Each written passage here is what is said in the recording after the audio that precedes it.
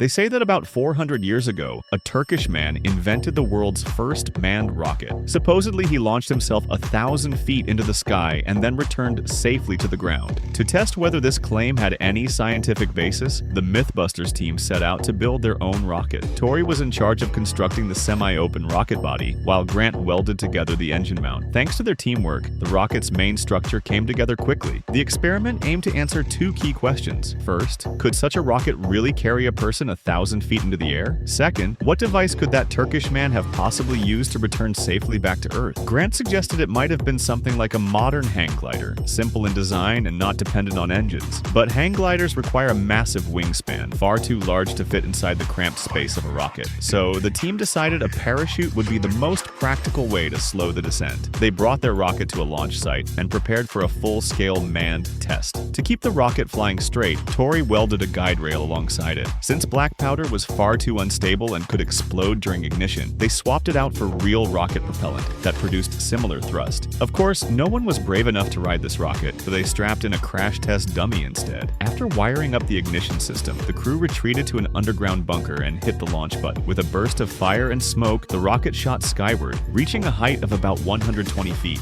At its peak, the dummy was ejected just as planned, but before the parachute could deploy, the dummy plummeted straight to the ground, burned and battered on impact. The conclusion: with the technology available back then, there was no way a 17th century Turkish inventor could have built a manned rocket capable of reaching 1,000 feet, let alone brought the passenger back alive.